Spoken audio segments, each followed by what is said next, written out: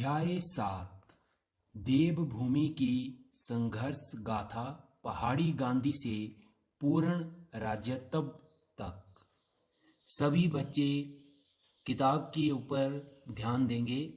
कोई भी बच्चा मोबाइल की स्क्रीन की ओर नहीं देखेगा। शिमला संग्रहालय में आज कई विद्यार्थी शैक्षिक भ्रमण पर आए हैं। सभी प्रसन्न हैं और उत्सुकता भरी दृष्टि से संग्रहालय के बाहर लगी विशेष सूचना पढ़ रहे हैं, जिस पर लिखा है कि आज इस संग्रहालय में हिमाचल प्रदेश के इतिहास से जुड़ी नई चित्रमाला प्रदर्शनी के रूप में लगाई गई है। इसमें सन 1920 से 1971 तक हिमाचल प्रदेश के इतिहास की रोचक जानकारियां शामिल हैं। यह सूचना पढ़ते ही वंदना बोल उठी, मैडम हम सब यह प्रदर्शनी भी देखेंगे। मैडम, यह तो बहुत अच्छी बात है। मैं प्रदर्शनी की ओर अधिक जानकारी के लिए कोई सहयोगी भी बुला लेती हूँ, ताकि हम सारी जानकारी लेते हुए इसे नोट करें। भ्रमण की रिपोर्ट देने में भी यह काम आएगी। विजय: हाँ मैडम, यहाँ लिखा है कि इतिहास के एक विद्वान प्रदर्शनी दिखाने के लिए नियुक्त हुए हैं। हम उनसे मिलते हैं। सब बच्चे मैडम सहित इतिहास के विद्वान से मिलकर उनका अभिवादन करते हैं और प्रदर्शनी दिखाते हुए चित्रों की व्याख्या के लिए अनुरोध करते हैं। इतिहास के विद्वान: बच्चों, मेरा नाम है डॉक्टर हिमेंद्र और मैं अपने ज्ञान के अनुसार आपको इस प्रदर्शनी की उत्तम जानकारी देने का प्रयास करूंगा। आइए चलें और प्रदर्शनी के पहले पटल पर लगे चित्र देखें। सब बच्चे उत्सुकता से इन चित्रों को देखते हैं और पंक्ति में खड़े होकर इस पटल पर दी जानकारी अपनी कॉपियों में नोट करते हैं। डॉक्टर हिमेंद्र: बेटा, आप देख रहे हैं कि ये चित्र है राष्ट्रपिता महात्मा गांधी जी के द्वारा देवभूमि में की गई जनसभाओं के हैं। गांधी जी से प्रेरित होकर बाबा लक्ष्मण दास आर्य और दुर्गाबाई आर्य, कांगड़ा के पदमचंद कटोच, लाला बक्सीराम, कांसीराम, नाहन से चौधरी शेरजंग और पंडित राजेंद्र दत्त आदि देशभक्त कांग्रेस के झंडे तले स्वतंत्रता संग्राम में कूद पड़े थे, जिनका चित्र दूसरी पंक्ति में है। स्नेहा: सर, आप यह बताएं कि क्या इस चित्र में मौजूद स्वतंत्रता सेनानियों के अलावा भी और व्यक्ति थे जो कांग्रेस के झंडे तले स्वतंत्रता संघर्ष में कूद पड़े थे? डॉक्टर हिमेंद्र: अच्छा प्रश्न किया है बेटी। पूरे देश में चल रहे राष्ट्रीय आंदोलन और राष्ट्रीय नेताओं के साथ सूरत राम प्रकाश ठियोग शिमला, देवीदास मुसाफिर मधान शिमला, बुशहर के पंडित पद्मदेव और उन्ना के महाशय तीर्थराम ओयल आदि कई देश प्रेमी 1927 ईस्वी में कांग्रेस के झंडे तले स्वतंत्रता संघर्ष में कूद पड़े थे, मगर सबसे ज्यादा गांधीवादी नेता थे पहाड़ी गांधी बाबा कांसीराम। मधु: सर, हमने उनके बारे में यह पढ़ा है कि वे अपनी जोशीली लेखनी के हथियार से लड़ते थे और उन्होंने प्रण लिया था कि देश के आजाद होने तक वे काले कपड़े ही पहनेंगे। डॉक्टर हिमेंद्र: शाबाश, बिल्कुल सही कहा। उनकी कुछ पंक्तियां हमने यहाँ लिखी भी हैं, जरा पढ़ो और समझो। देश बड़ा एक कौम बड़ी ए, जिद अमानत इसदी, कुलजा मत्था टेकी मैं, असां इकलाब बुलाना, काशी असां फिरी जेला जाना। मैडम: बच्चों, पहाड़ी बोली की इन पंक्तियों का अर्थ है कि हमारा देश सर्वोच्च है और हमारे जीवन पर उसका अधिकार है। हम अपने कुल देवी को नमन करके आज़ादी की लड़ाई लड़ते हुए क्रांति लाएंगे और ऐसा होने पर ही जेल जाएंगे। प्रियांशु: सर, क्या बाबा काशीराम जी गीत कविताएं ही लिखते थे या जनसभाएं भी करते थे? डॉक्टर हिमेंद्र: हमीरपुर जिला के ताल स्थान पर उन्होंने एक राजनीतिक सभा को संबोधित किया था जिसमें हजारा सिंह और गोपाल सिंह भी उनके साथ थे। वे अपने गीतों और कविताओं से जन जागरण करते थे। इसी कारण सरोजिनी नायडू ने उनको बुलबुल ए पहाड़ और पंडित जवाहरलाल नेहरू ने उनको पहाड़ी गांधी कहा था। अच्छा, अब दूसरे पटल को देखते हैं। सब बच्चे प्रदर्शनी के दूसरे पटल के पास आ जाते हैं। निकिता: सर, इसका शीर्षक है प्रजामंडल, इसका क्या अर्थ है? डॉक्टर हिमेंद्र: रियासती शासन के विरुद्ध जन संघर्ष के मंडल ही प्रजामंडल कहलाए। मुंबई में दिसंबर 1927 में अखिल भारतीय देसी लोक परिषद का गठन किया गया। इसकी तर्ज पर ही हिमाचल प्रदेश में कई प्रजामंडल बने, जिनमें मुख्यतः सिरमौर प्रजामंडल सन 1934, मंडी प्रजामंडल सन 1936, धामी प्रजामंडल सन 1938, बाघल प्रजामंडल सन 1938 और कुनिहार प्रजामंडल सन 1939 आदि शामिल हैं। 1 जून 1939 में इन सब को मिलाकर एक शिमला हिल स्टेट्स रियासती प्रजामंडल का गठन किया गया था, जिसके प्रधान बने पंडित पद्मदेव और महामंत्री भागमल सौहाटा जैसे महापुरुष बने। रीना: सर, इन नेताओं ने क्या प्रमुख कार्य किए? डॉक्टर हिमेंद्र: बेटी, पंडित पद्मदेव और महामंत्री भागमल सौहाटा ने पहाड़ी रियासतों की संस्थाओं और प्रजामंडलों के एकीकरण में महत्वपूर्ण भूमिका निभाई। भागमल सौहाटा तुलसीराम, नारायण दास, मस्तराम, सीताराम, गौरी सिंह आदि प्रजामंडल के प्रतिनिधि 16 जुलाई 1939 को राजा धामी से मिलने गए। वे राजा से यह मांग कर रहे थे कि भूमि लगान कम किया जाए और नागरिकों के अधिकारों की स्वतंत्रता बहाल हो, मगर मांगे न माने जाने पर उन्होंने जुलूस निकाला। चमन: जी सर, एक सवाल पूछना चाहता हूँ। यह जो जुलूस का चित्र पटल पर है, क्या यह उसी जुलूस का है? डॉक्टर हिमेंद्र: हाँ बेटा, यह उसी जुलूस का चित्र है, मगर इस जुलूस पर पुलिस ने लाठियां बरसाई, बर्बरता से निहत्थे लोगों पर गोलियां चलाई और इन पर भयानक पथराव भी किया, जिसमें दुर्गादास और उमादत्त जैसे क्रांतिकारी शहीद हो गए। लगभग 80-90 लोग गंभीर रूप से घायल हुए। इस घटना को धामी गोलीकांड के नाम से जाना जाता है, जिसकी पूरे देश में घोर आलोचना हुई थी। मैडम, बच्चों, इसके साथ वाले स्टॉल को भी देखें। उसके चित्रों का शीर्षक है पछौता। डॉक्टर हिमेंद्र: बच्चों, अक्टूबर 1942 में गिरिपार सिरमौर रियासत के जागरूक किसानों ने पछौता नामक स्थान पर एक किसान सभा का गठन किया। इसके प्रधान बने लक्ष्मी सिंह और सचिव बने सूरत सिंह। लोटे नून यानी एक लोटे में नमकीन जल भरकर सबने परस्पर बांटते हुए इसे चखा और आपसी सहयोग के प्रण की या प्रचलित प्राचीन प्रथा निभाई।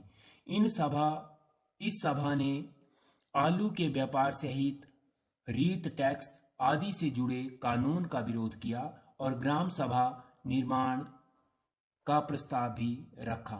मांगे न माने जाने पर इन्होंने भी आंदोलन किए और पछौता क्षेत्र में सरकारी अधिकारियों को काम न करने दिया। जब भी कोई सरकारी कर्मचारी आता तो ग्रामीण जोर से पुकारता दाह और सब आंदोलनकारी इन कर्मचारियों को घेर लेते। शिल्पा: सर, तो क्या इस आंदोलन को कुचला नहीं गया? सर: हाँ, अनेक दमनकारी उपाय किए गए, जैसे वैद्य सूरत सिंह का मकान विस्फोट से उड़ा दिया गया एवं आंदोलनकारी कलीराम का मकान जला दिया गया। कई आंदोलनकारियों पर मुकदमे चलाकर उनको जेलों में ठूस दिया गया, मगर इस आंदोलन ने जन जागरण में महत्वपूर्ण भूमिका निभाई। मैडम, बच्चों, इसी के बीच में एक और महत्वपूर्ण चित्र है जो दर्शाता है कि 1940 ईस्वी में गांधी जी के आह्वान पर व्यक्तिगत सत्याग्रह कांगड़ा, हिमाचल प्रदेश में शुरू किया गया। इस आंदोलन का नेतृत्व यहाँ लाला हेमराज ने किया था। इन्होंने धनौटू में सत्याग्रहियों से अपील की थी कि अंग्रेजी फौज में भर्ती ना हो और युद्ध के लिए चंदा ना दे। इनको गिरफ्तार करके 1 साल तक कारावास की सजा दी गई। पंडित पद्मदेव ने भी इसी संदर्भ में प्रसिद्ध नारा गज मैदान में आयोजित विशाल जनसभा में दिया था। भाई दो ना पाई दो, जिसका तात्पर्य साफ था कि ना अपने भाई फौज में भर्ती करो, ना ही युद्ध के लिए चंदा दो। इतने में डॉक्टर हिमेंद्र का मोबाइल बज उठा, जिसमें देशभक्ति गीत था। कदम कदम बढ़ाए जा, खुशी के गीत गाए जा, ये जिंदगी है कौम की, तू कौम पे लुटाए जा। डॉक्टर हिमेंद्र मोबाइल पर बात करने लगे। इतने में बच्चे मैडम से पूछने लगे, रसीम मैडम, यह देशभक्ति का गीत किसने गाया था? मैडम, बेटी रसीम, यह देशभक्ति का गीत आजाद हिंद फौज में गाया जाता था, जिसका गठन नेताजी सुभाष चंद्र बोस ने किया था, और इस गीत के संगीत निर्देशक थे राम सिंह ठाकुर, जिनके घर धनियारा कांगड़ा में हैं। आजाद हिंद फौज में हिमाचल के सैकड़ों जवान भर्ती हुए थे, जिन्होंने कई यातनाएं, कठोर कारावास देश और विदेश में सिर्फ इसलिए झेले कि हमारा देश अंग्रेजों की गुलामी से आजाद हो जाए।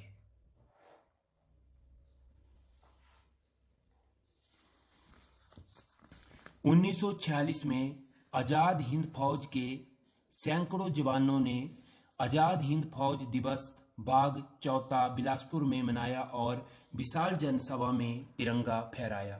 सन 1944 में गुप्तचर विभाग के कमांडर दुर्गामल को जासूसी करते हुए अंग्रेजों ने गिरफ्तार किया और लाल किला में सूली पर लटका दिया। इसी जगह सन 1945 में दाड़ी धर्मशाला के कैप्टन दल बहादुर थापा को भी फांसी दी गई थी। इतने में डॉक्टर हिमेंद्र फोन पर बात करके वापिस आते हैं। डॉक्टर हिमेंद्र, फोन के कारण हुई रुकावट के लिए खेद है, मगर यह एक जरूरी फोन कॉल थी। बच्चों, हम अब प्रजामंडल के स्टॉल को देख लेते हैं। सन 1945 में सुकेत में भी प्रजामंडल का गठन किया गया और सुंदरनगर में कौमी तिरंगा फहराया गया। इसके साथ ही नरसिंह दत्त, संत राम गुप्ता, कमला राम, लक्ष्मी नंद गौतम, दिलाराम महाजन, जयलाल, राधा कृष्ण आदि क्रांतिकारियों ने जन जागरण अभियान चलाया। 1946 में बिलासपुर में सदाराम चंदेल ने जो प्रजामंडल बनाया, उसकी शाखाएं तो लाहौर, अमृतसर, गुरदासपुर व दिल्ली में भी थी। पंडित जवाहरलाल नेहरू ने सन 1946 में ही सोलन में प्रजामंडल और किसान सभा की विशाल रैलियों को संबोधित किया। नीना: सर, क्या हिमाचल की स्वतंत्रता की इस लड़ाई में कुछ महिलाओं ने भी अग्रणी योगदान दिया है? डॉक्टर हिमेंद्र: हाँ, यह सर्वोत्तम प्रश्न है। देवभूमि में महिलाओं ने जन जागरण में अहम भूमिका निभाई है। खादी संघ की सदस्याएं जैसे चंपा देवी, चंद्रकला, सुशीला बालिया, सत्या गुप्ता, सरला देवी, सावित्री, पुष्पा देवी, शंकरी देवी और अमरा भटनागर आदि के नाम इस संदर्भ में अविस्मरणीय हैं। नवंबर 1946 में सत्यदेव बुशहरी जी ने पहाड़ी रियासतों को मिलाकर एक अलग पहाड़ी प्रांत बनाने की मांग की। हिमालय प्रांत बनाने की उनकी यह अपील दिल्ली से प्रकाशित एक समाचार पत्र हिंदी हिंदुस्तान में मानचित्र सहित प्रकाशित हुई।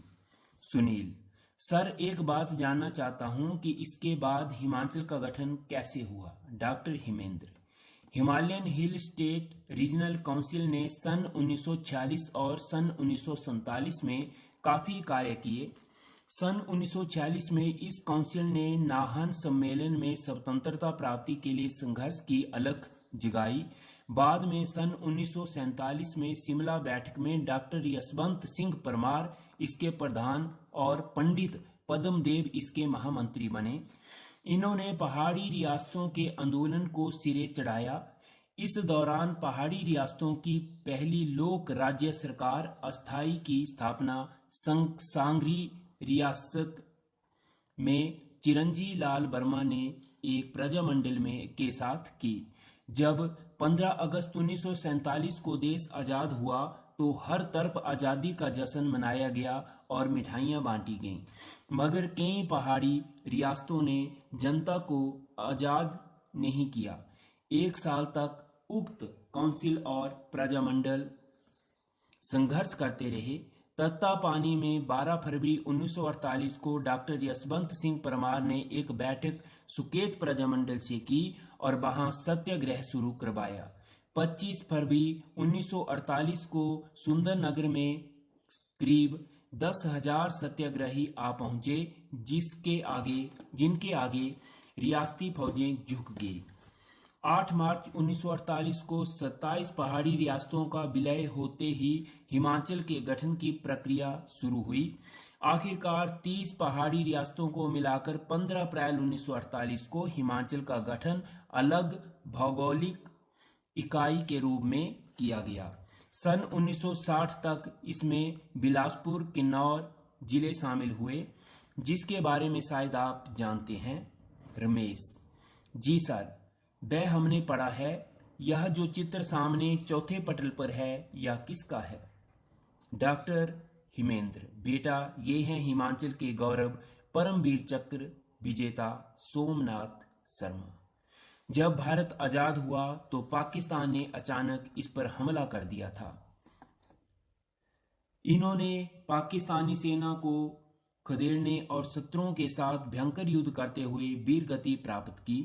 इनके शौर्य और पराक्रम पर पूरे देश को नाज है। इसके लिए भारत सरकार ने उनको परमवीर चक्र से अलंकृत किया था। निशा: सर, क्या आप मेजर धन सिंह थापा के बारे में भी बताएंगे, जिनका नाम मैंने कल अखबार में पढ़ा था? तेज के नाम लिख रही थी, ध्यान सिंह की धन सिंह या पिछले। डॉक्टर हिमेंद्र: बेटी, आपने वाकई बहुत अच्छा प्रश्न पूछा। मेजर धन सिंह थापा ने सन 1962 में हुए भारत चीन युद्ध में शत्रुओं के दांत खट्टे किए, मगर इसी बीच चीन के सिपाहियों ने उनको कैद कर लिया।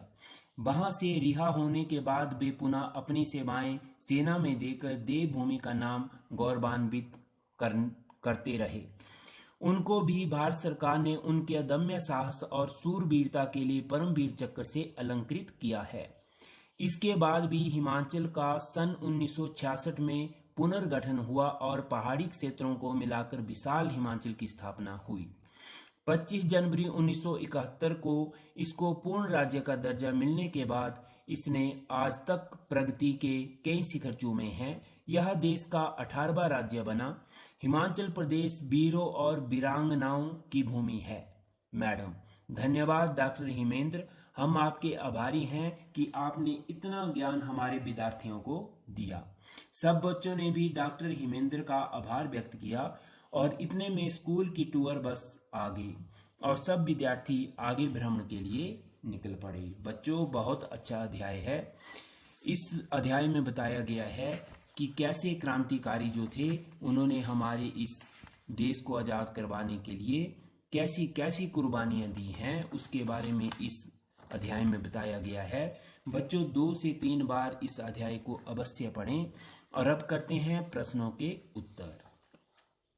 प्रश्न नंबर 1 का क भाग है, पहाड़ी गांधी और बुलबुल ए पहाड़ किस स्वतंत्रता सेनानी को पुकारा गया है? उत्तर, बाबा काशीराम को। ख, प्रजामंडल क्या है? किन्हीं 5 प्रजामंडलों के निर्माण वर्ष के बारे में बताओ। उत्तर, रियासती शासन के विरुद्ध जन संघर्ष के मंडल प्रजामंडल कहलाते थे। सिरमौर प्रजामंडल सन 1934, मंडी प्रजामंडल सन 1936, धामी प्रजामंडल सन 1938, बाघल प्रजामंडल सन 1938, कुनिहार प्रजामंडल सन 1939। ग, शिमला हिल स्टेट्स प्रजामंडल कब बना और इसके प्रधान और महामंत्री कौन बने? उत्तर, शिमला हिल स्टेट्स प्रजामंडल 1 जून 1939 को बना था। इसके प्रधान पंडित पद्मदेव और महामंत्री भागमल सौहाटा थे। घ, धामी गोलीकांड का संक्षिप्त वर्णन करें। उत्तर, 16 जुलाई 1939 को प्रजामंडल के प्रतिनिधि राजा धामी ने भूमि लगान कम करने तथा नागरिकों के अधिकारों की स्वतंत्रता बहाल करने के लिए मिलने गए और अपनी मांगे नहीं माने जाने पर जुलूस निकाला। इस जुलूस पर पुलिस ने लाठियां बरसाई और बर्बरता से निहत्थों पर गोलियां चलाई, जिसमें उमादत्त और दुर्गादास जैसे क्रांतिकारी शहीद हो गए तथा 80-90 लोग गंभीर रूप से घायल हुए थे। ड, पछौता आंदोलन किस जिले में हुआ था? उत्तर, गिरिपार सिरमौर में। च, गांधी जी के आह्वान पर हिमाचल प्रदेश के किस जिले में सत्याग्रह शुरू हुआ था? उत्तर है कांगड़ा में सन 1940 ईस्वी में। छ, भाई दो ना पाई दो नारा किसने दिया और इसका क्या अर्थ है? उत्तर, यह नारा पंडित पद्मदेव ने दिया था। इसका अर्थ है अपने भाई को फौज में ना भेजो तथा युद्ध के लिए चंदा भी ना दो। अगला प्रश्न है बच्चों, सुंदरनगर में कौमी झंडा कब फहराया गया? उत्तर है सन 1945 ईस्वी में। इससे अगला प्रश्न है बच्चों, नवंबर 1946 में सत्यदेव बुशहरी ने क्या मांग उठाई थी? उत्तर, सब पहाड़ी रियासतों को मिलाकर एक अलग पहाड़ी प्रांत हिमालय प्रांत बनाने की मांग की थी। अगला प्रश्न है बच्चों, पहाड़ी रियासतों की प्रथम लोक राज्य सरकार अस्थाई किस रियासत में बनी थी? सांगरी रियासत में। सांगरी रियासत में। प्रश्न नंबर 2 है बच्चों,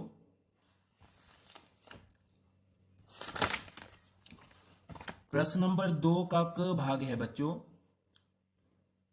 हिमाचल प्रदेश के स्वतंत्रता संग्राम में प्रजामंडल और पछौता आंदोलन की क्या महत्ता है? उत्तर है हिमाचल प्रदेश के स्वतंत्रता संग्राम में प्रजामंडलों का बहुत योगदान है। पहला प्रजामंडल सन 1934 में सिरमौर में बना था। बाद में मंडी, धामी, भागल, कुनिहार आदि स्थानों पर भी प्रजामंडल गठित हुए। 1 जून 1939 को इन सभी प्रजामंडलों को मिलाकर शिमला हिल स्टेट्स रियासती प्रजामंडल का गठन किया गया, जिसके प्रधान पंडित पद्मदेव और महामंत्री भागमल सौहाटा थे। इन्होंने पहाड़ी रियासतों की विभिन्न संस्थाओं के एकीकरण में महत्वपूर्ण भूमिका निभाई थी तथा 16 जुलाई 1939 को राजा धामी से मिलकर भूमि लगान कम करने तथा नागरिकों के अधिकारों की स्वतंत्रता बहाल करने के लिए कहा था, परंतु मांगे नहीं माने जाने पर जुलूस निकाला, जिस पर में पुलिस की गोलियों से क्रांतिकारी दुर्गादास और उमादत्त शहीद हो गए तथा 80-90 लोग गंभीर रूप से घायल हो गए। यह गोलीकांड पूरे देश में चर्चित रहा था। सन 1942 में पचौता में किसान सभा का गठन हुआ और आलू के व्यापार सहित रीत टैक्स आदि कानूनों का विरोध करते हुए आंदोलन किया था। कई क्रांतिकारियों को जेल में ठूस दिया गया तथा आंदोलनकारी वैद सूरत सिंह और कलीराम के मकानों को नष्ट कर दिया गया था। इस आंदोलन ने जन जागरण में महत्वपूर्ण भूमिका निभाई थी। ख पहाड़ी रियासतों के हिमाचल में विलय के लिए हुए संघर्ष की सारगर्भित व्याख्या करें। उत्तर पहाड़ी रियासतों को मिलाकर एक अलग पहाड़ी राज्य हिमालय प्रांत बनाने की मांग नवंबर 1946 में सत्यदेव बुशहरी ने की थी। Himalayan hill state regional council ने सन 1946 में नाहन में तथा सन 1947 में शिमला में डॉक्टर यशवंत सिंह परमार की अध्यक्षता में पहाड़ी रियासतों के आंदोलन को और आगे बढ़ाया। इसी बीच सांगरी रियासत में चिरंजी लाल वर्मा ने एक प्रजामंडल के साथ पहली लोक राज्य सरकार अस्थाई की स्थापना की। स्वतंत्रता के बाद भी कई पहाड़ी रियासतों ने जनता को आजाद नहीं किया। एक साल तक काउंसिल तथा प्रजामंडल संघर्ष करते रहे। 12 फरवरी सन 1948 को तत्तापानी में डॉक्टर यशवंत सिंह परमार ने सुकेत प्रजामंडल से बैठकर वहां से सत्याग्रह प्रारंभ करवाया। 25 फरवरी सन 1948 को करीब 10,000 सत्याग्रहियों के सामने रियासती सेना झुक गई तथा 8 मार्च सन 1948 को 27 पहाड़ी रियासतों का विलय होने पर हिमाचल के गठन की प्रक्रिया प्रारंभ हुई। इसी प्रकार 30 पहाड़ी रियासतों को मिलाकर 15 अप्रैल सन 1948 को हिमाचल प्रदेश का गठन हुआ तथा सन 1960 तक इसमें बिलासपुर और किन्नौर जिले भी मिल गए। ग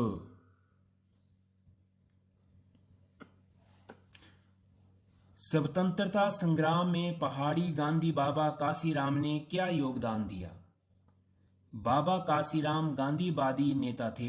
वे अपनी जोशीली लेखनी के हथियार से लड़ते थे तथा उन्होंने प्रतिज्ञा की थी कि देश के आजाद होने तक वे काले कपड़े पहनेंगे। वे जनसभाएं करते थे तथा गीत कविताएं भी लिखते थे। सरोजिनी नायडू ने उन्हें बुलबुल ए पहाड़ कहा था। उनके अनुसार हमारा देश सर्वोच्च है और हमारे जीवन पर उसका अधिकार है।